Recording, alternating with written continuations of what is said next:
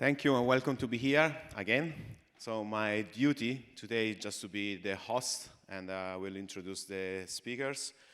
We have 45 minutes in total, so we want to be very, strict on the time, 10 minutes for each speaker. So at the end of the panel, we have a few questions, and I encourage everybody of you to prepare some questions. Otherwise, I will choose randomly who will meet the question to the speakers. And I think we can start. So my name is Mirko Lalli. I'm the CEO and founder of Datapill. We are downstairs, and I will not talk about the company right now, but we will be glad if you can visit to our stand. We will tell you what we do for destinations. And today we have two destinations and two projects for destinations. So I'm very glad to give the stage to Sophia Quinn. Let me just verify and avoid mistakes. I will not present you extensively, just say your job title. Sophia is the head of market research of Visit Berlin. And if you want to introduce yourself just start your speech. Thank you. The mic? You prefer to stay there? Yes, so hello everybody. I won't bore you with my bio. I think it's more interesting what I say today. So thanks for having me.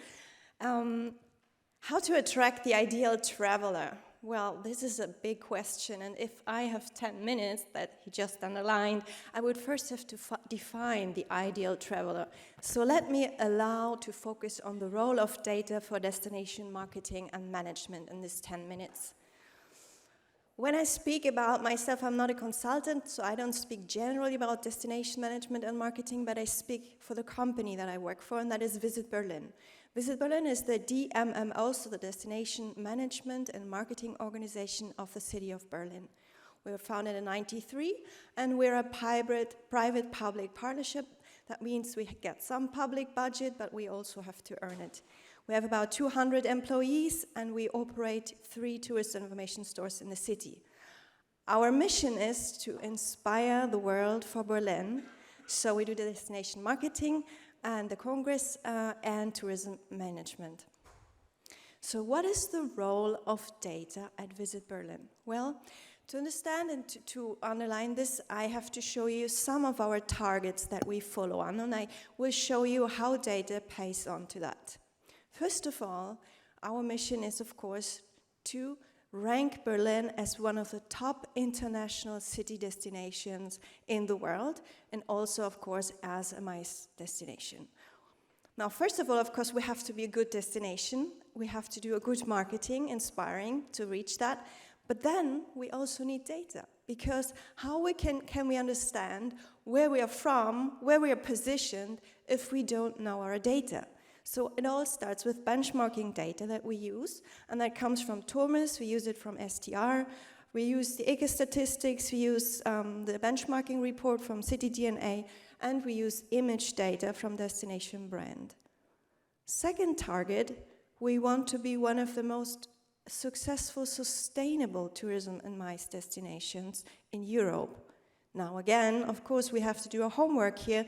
We have to be sustainable, and we have to do the right marketing here. But then we need data. Why? Because we need to know where we're starting at in order to understand where we are getting to with our work. So here we use the GDS index, so the Global Destination Sustainability Index. We are achieving certifications by the GSTC, so the Global Sustainable Tourism Council. We are, of course, tracking our consuming data, and we look at the footprint when it comes to our visitors. Then third, we want also to be a successful company, a successful DMMO. Now again, to do that, we have to be successful, of course, within our work and within the management of the destination. But there is one more point that is much important, and it has gained a lot of attendance throughout the crisis, and that is data, meaning knowledge.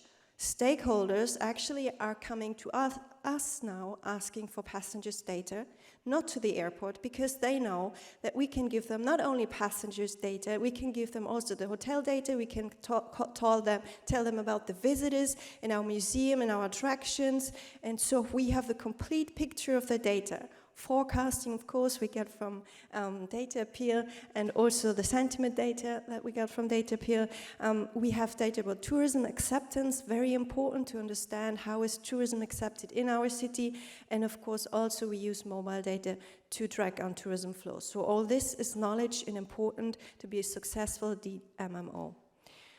Third, of course not the last target of our company, but the last one that I will present you today is the managing and analyzing data. We are, of course, following up on a digitalization strategy, and the first step, putting all the tourism data into one digital tool, we have already done, but we want more. We want a big data hub. We started that project, but it's just starting. It's very, very complicated, but our aim is that all the data that we have, and we're not just talking about tourism data, we're also talking about a lot of content data, right? All the data lies everywhere, somewhere, and so we want to have all these different structures in one data hub that merges the data, that makes the data communicative and makes it readable, and to pull a large bracket around existing data to have one unified structure. This was very unconcrete, so let's give you an example what I'm talking about. Let's say the TV Tower of Berlin calls us and says they changed the opening hours.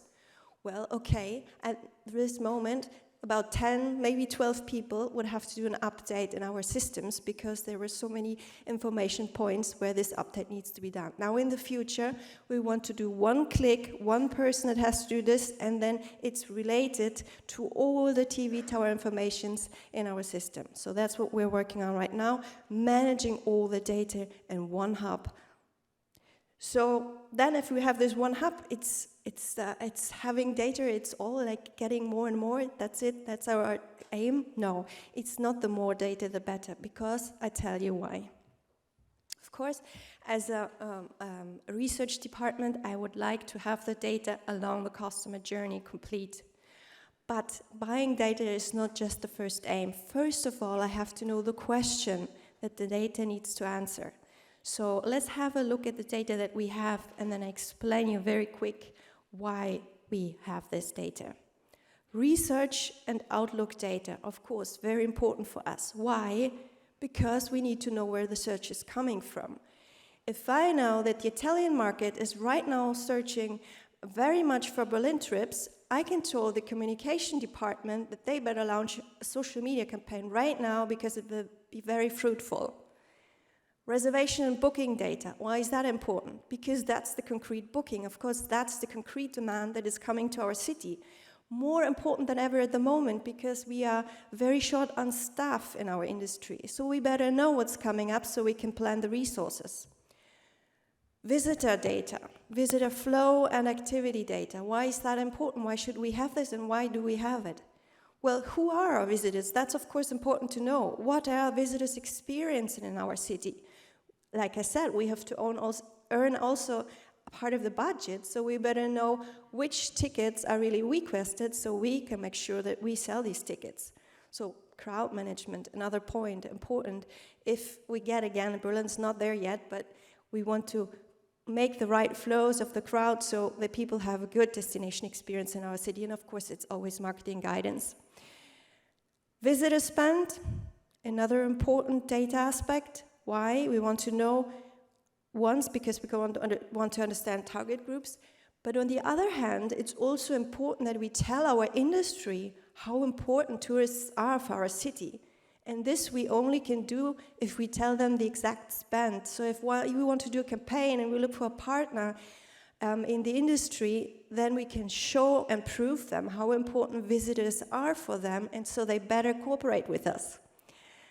Visitor satisfaction data, yes, very important. Why? Yeah, we can do a lot of marketing, but part of the marketing will be done by the people if they have a good visitor experience. We see in surveys that the recommendations by friends and relatives is still so much important. Even though if we take a lot of information from the internet, we're still listening to our friends and partners. So if they have a good experience in the city, then they will recommend, they will come back, or they will tell other people to come. So very important data that we have, and that we use, of course, also if we see that there's a problem.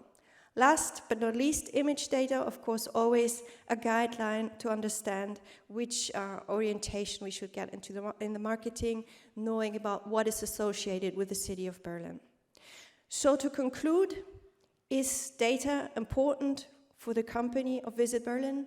Yes, it plays a very important role, but only if the data gets interpreted the right way, if it gets communicated, if it arrives to the management, and if then they respect it in their strategic work. Thank you.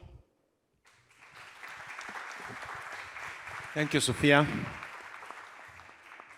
I mean, you have a chrono inside of you. It's 10 minutes sharp.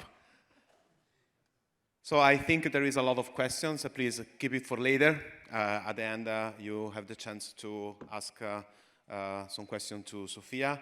I will invite Urška. Urška has a very international background, even as education and as a career. Urška Stark Peseni. Starts Peceni, but doesn't matter. Sorry. And she's a Chief Innovation Officer and lead of Tourism 4.0 and ARC Tour. Yep. You have the presentation. You have the... I have the power here. You can go. So Mirko, thank you very much for inviting us to present today things that we are doing Slovenia and above.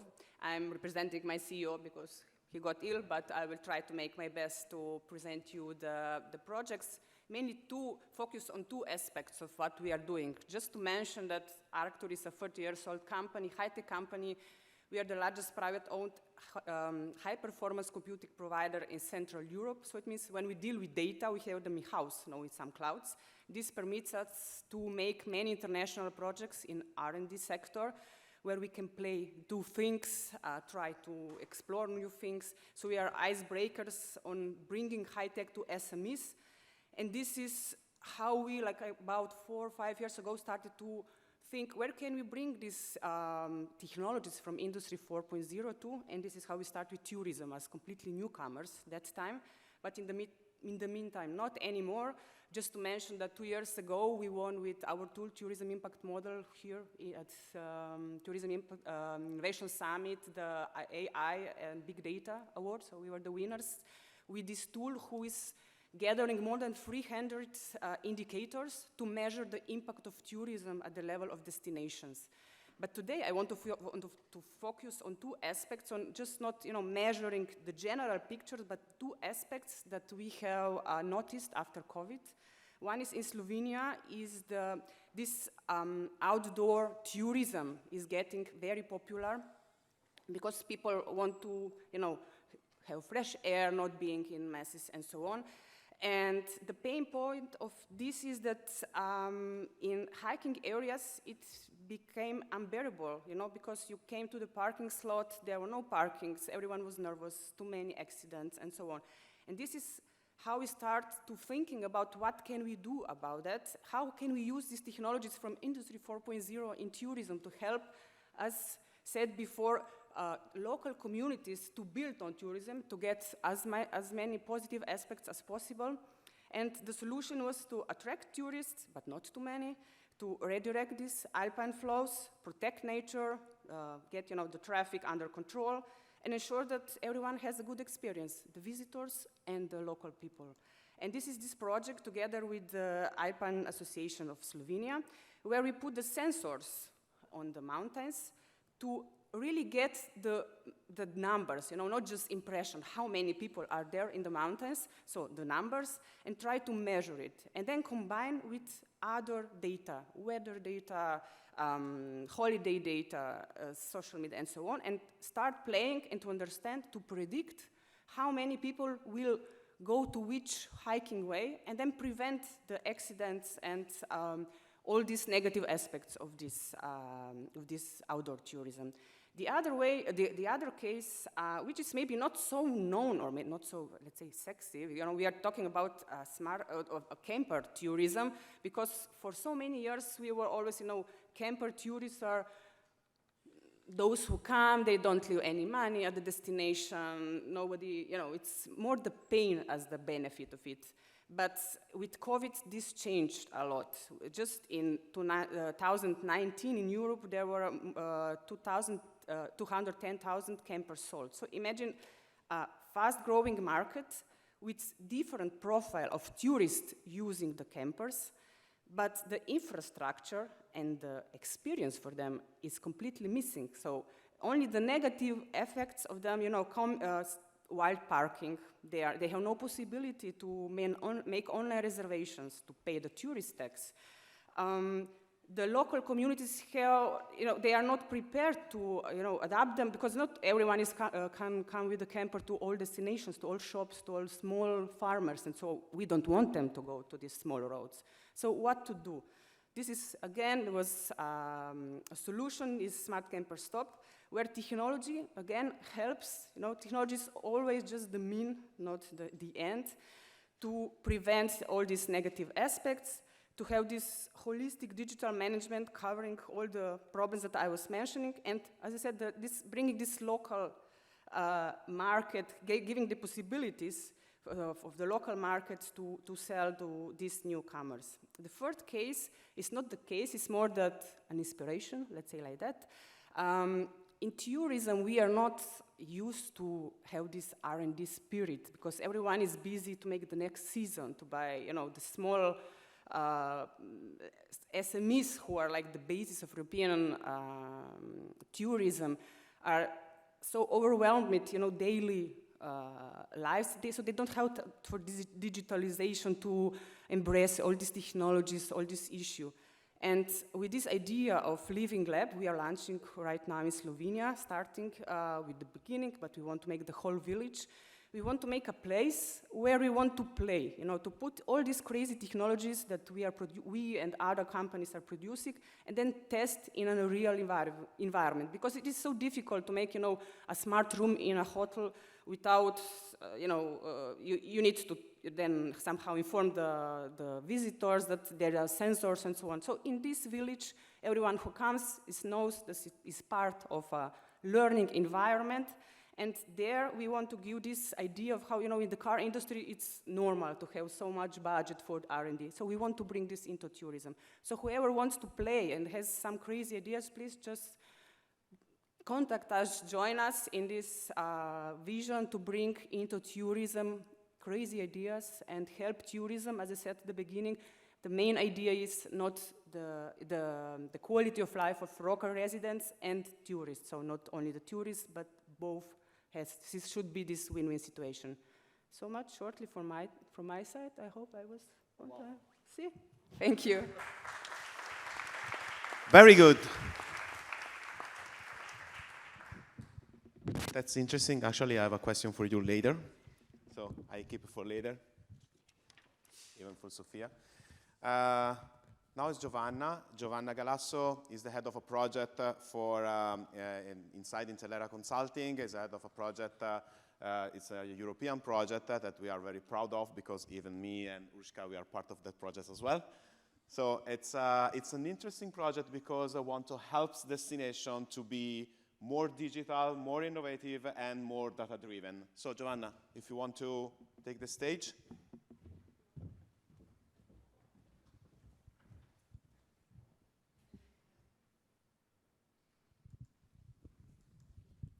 Thank you, Mirko. Thanks to all to be here. I'm just a couple of words on. Thank you. Short. On the company, I'm from Intellera Consulting, which is a former PwC public sector, a spin-off in Italy of PricewaterhouseCoopers. We work both at the national. Our main project is the tourism data, which is the national hub for tourism in Italy. This is while the project I'm presenting here is an important project of the European Commission, DG GROW, that we have been coordinated. It's directly promoted by the tourism unit at the European Commission, and is managed by us, CARSA, and the University of Malaga, and PwC services. The project aims to support EU destinations implementing data-driven approaches to make tourism more sustainable and accessible. We have been implementing several activities. I will explain more, but it's not only made by us, but it's also made with the support of 10 independent experts, including private sectors practitioners and academic researchers. This is important because we, during this project in the first phase, we really launched a request for interest of the main expert in Europe in these topics, and we select these 10 ones really to have to provide good input for the project. During the first phase of the project, we also selected 50 destinations, or 48 at the end, to be part of the project, having possibility to learn from these experts and peers and work to build up their smart tourism destination roadmap. Because of course, to use the data in an effective way for improving the tourism services, you need to have a strategy at smart tourism to become a smart tourism destination. As you can see, the coverage of it's very wide, and most of Europe is representative. So we are trying to set up also a network, so strengthen collaboration and peer learning between the EU tourism destination, develop a knowledge base, because we are trying to collect the state of the art in reference to data management for tourism destination, provide capacity building activities to support the adoption of solutions and approach, but also disseminate lessons learned and good practices, because this is a first project, is a pilot project, hoping that if successful, the Commission will or national government will fund it again. It's important that all the process has been really developed both with the expert and based on the input and the needs of the smart tourism destination involved. The implementation of the destination journey. First of all, consider that this project started 2 years ago, but the first year we worked on the mapping the state of the art. So we already have some tools, some deliverables available for the community. If you go on our website, you already find the study on mastering data for smart tourism destination. This is more a study. I would say not scientific academic, but we worked 1 year, interviewed stakeholders, collected the cases, and we have identified, I cannot go in depth, but we have worked on data typology, data uses, data sources, and analyzing what is the state of the art, the main case studies. Then we have also worked on EU guide. This is really an easy guide, and it's translated in 22 languages. Why? Because it's really important to disseminate, make the smart tourism destination aware of the relevance of the value of the data. And then we have been also working now together with the experts to build up a toolkit on mastering data for smart tourism destination. This will be a practical approach to support the destinations to become smarter, to use data in a smarter way. The project started in the destination journey with these 48 selected destinations. Started in May last year. We had a kickoff, while in September we had a first meetup with everyone.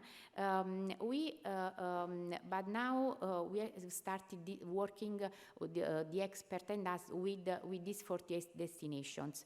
During the year up to April, May, we will organize webinars. The important thing is the webinars are open also externally to these 48 destinations. I will give you also the information. The webinars are organized according to the toolkit, so if you join these webinars, you can also listen to how and get some input concerning relevant topics.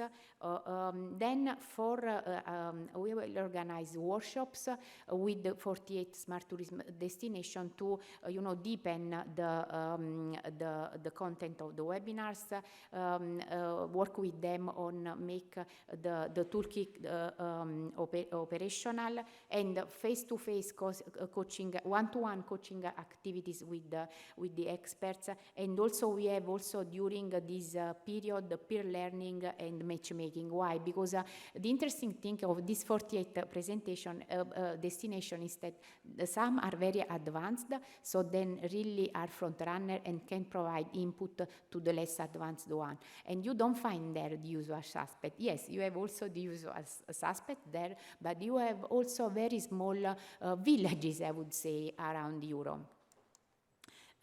We have expected impacts, make available for the first time a complete knowledge base shared at EU level on data mastering for tourism destination, create a stronger network of destinations, and also advance in their green and digital transition to data mastering. Enable DSC to further guide destination to become smarter. This is, here you find some information. You can sign up for the Smart Tourism Destination Project upcoming webinars. Here you find already on our website all the calendar of these webinars open to the public, but also really we have published all the deliverables that we have been producing, because it's not as our project, but it's the commission project, and it's for open for the community. Thank you. If there are some destinations in this room, please go to the website, because there are some interesting material to be downloaded, and the toolkit is amazing. So it's it's a guide just for starting the process, especially for the smallest destinations that struggle just to identify data, or struggle to start this process that is mostly, I usually say, more cultural than technological from my point of view. So finally, we have perfectly on time, we have our last speaker, István Miklos, and I met him recently. He's very young, but I was impressed of his job, because he's the director of marketing of a Hungarian tourism agency. And if you want to come here, István is making an amazing job on using data, and the stage is yours. Thank you. Well, it's not me, it's mostly my colleagues, but of course. I steal their pride. So, thank you for being here, and thank you for the invitation. It is a great pleasure for me to be here at the event. So, this on the screen is Hungarian tourism in numbers. Over the past 2 years, we could all experience the growing of domestic tourism. That was what literally saved the industry twice over 2 years. And now, in 2022, we can see the international travelers return, and the numbers are coming close to 2019, the record year. Well, just as I did, everybody talks about data. Yet, very, very few people mention the source of the data. How do we know about the change in the booking habits? How do we understand the motivation behind the travelers' choices? How can we predict the upcoming month? That's what I'm going to be talking about, how we do it in Hungary. So decisions made by the Hungarian Tourism Agency are all based on big data, sophisticated models, and objective results of these methods. For this, we are collecting primary data, and of course, we are also purchasing some data. And we have a team of experts, mathematicians, economists, and econometricians and IT developers who are dedicated to making the best out of the data that we have. We work with mobile phone, credit card, online checkout, social media listening, and airport and Google search data. We are monitoring the visitors and their profiles, their habits, their attitudes, and so on, while we also check their length of stay in different areas, their expenditures, and the mobility of one-day tourists. But here comes the real deal. The National Tourism Data Supply Center, the largest and most comprehensive development of the tourism industry sector so far, was launched in 2019. After the amendment of the government decree on accommodation, thanks to it, we have statistical data for almost 45,000 accommodation owners from all over Hungary. One of the key tasks of the system is to increase the competitiveness of the sector through digitalization of data. This platform gives a real-time overview of the anonymous turnover statistics of all accommodation establishments in Hungary. It does not collect private data, it collects it in a secure and closed system. It also plays a significant role in whitening the tourism sector, as both the regional competent legal governments and the tax and custom administrations have access to the dataset relevant to their operations. But how do we utilize this data? So as I mentioned, there is very few mentions about the source of the data, and there's very few mentions about the utilization of the data. So I believe when we talk about data-driven marketing, it has two pillars. First one is data-driven creative planning or data-driven production, and the other one is data-driven media buying, aka send the right message to the right audience. Regarding the creative side, the tourism agency defined 11 regions based on a destination-focused framework, taking into consideration the demand and the supply, just as the tourism potential. These are the regions that we feature in our image campaigns. Season by season, we select different regions, and it's very, very important to showcase the supply of the whole country. For example, for this winter season, our campaigns will feature the jaw-dropping architecture of our capital city, Budapest, and also the spa experiences all over the country. So that was for the production. And as for the data-driven media buying, the system's revolutionary in this regard too. What many NTOs still do to this day, and what we also used to do, is taking last year's numbers and you know, just strictly holding on to those and targeting the exact same people. Well, lucky for us, with this new system, we can also see the pre-bookings. And based on historical data, based on economical trends, based on global traveler demands or changes in habits, we have a prediction. And we can also see the already existing pre-bookings. Where the difference is between these two, that's where the real potential lies. So, you know, just very simply said, where we believe more tourists could come from, but we can see fewer pre-bookings, that's where we need to target our campaigns. And finally, I would like to share a few thoughts about running successful campaigns. I firmly believe that measuring effectiveness is by far the most difficult thing to do in our line of work. A travel decision is not the result of one ad. Nobody will book a flight because they saw a 6-second bumper ad on YouTube. The key is to communicate consistently and honestly. Thanks to the NTDSC, we can finally see instant impact of our marketing activities, although the picture is always clearer a few weeks or months later. I hope you found the last couple of minutes useful, and if you're interested, feel free to reach out, and let's answer some questions. We do.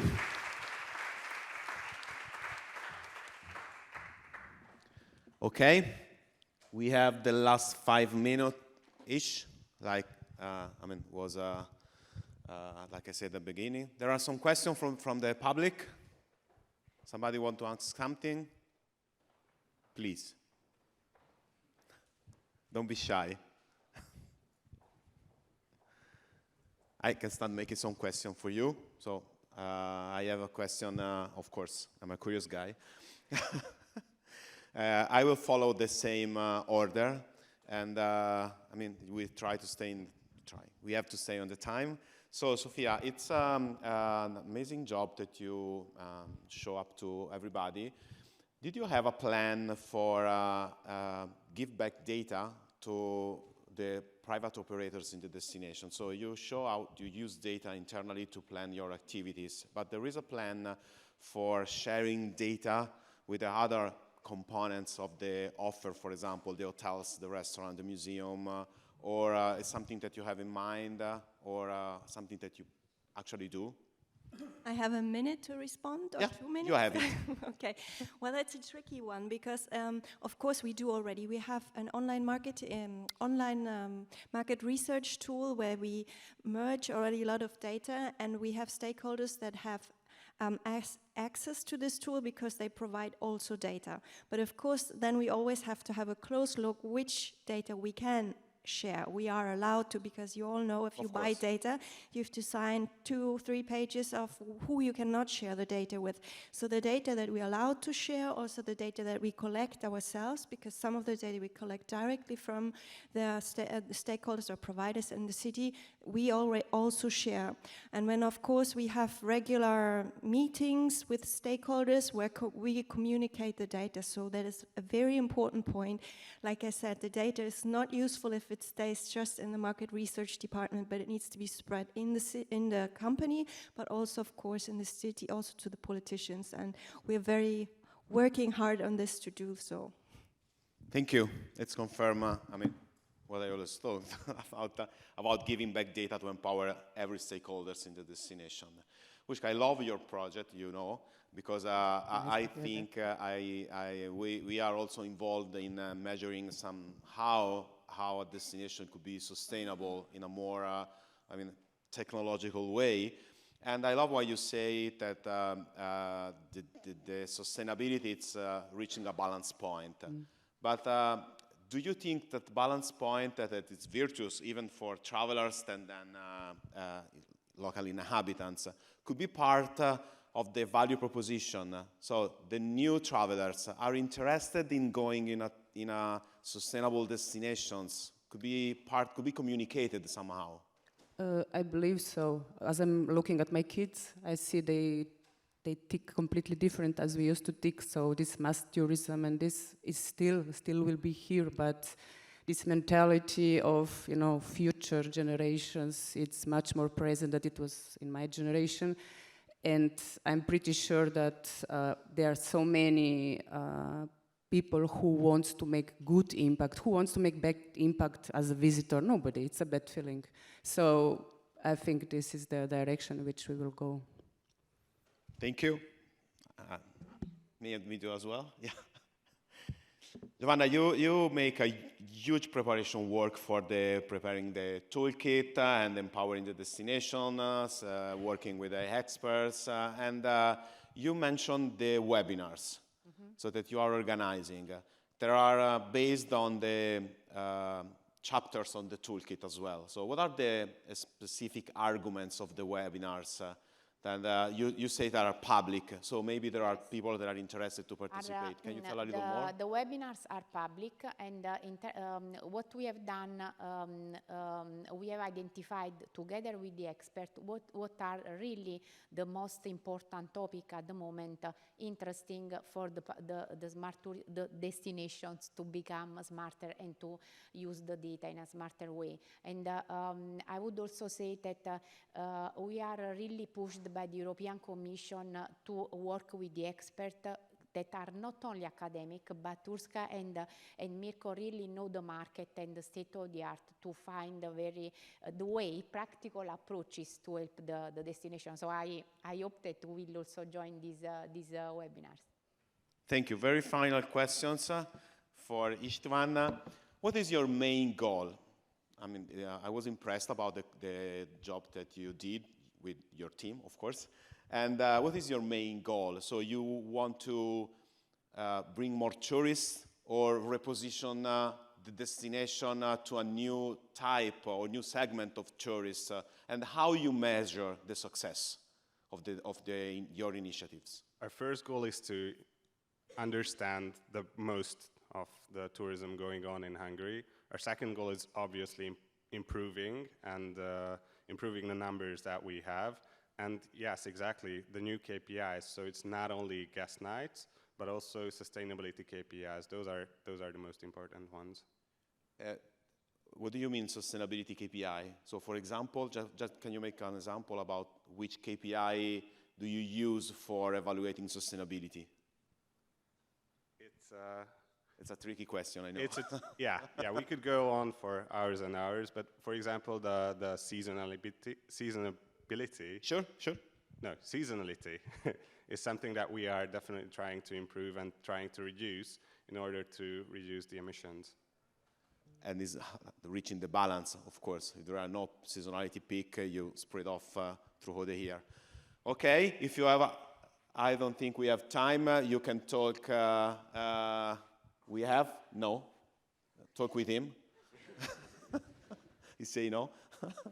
I'm sorry. So thank you to everybody. You can make direct questions to our guests directly when they get off the stage. Thank you.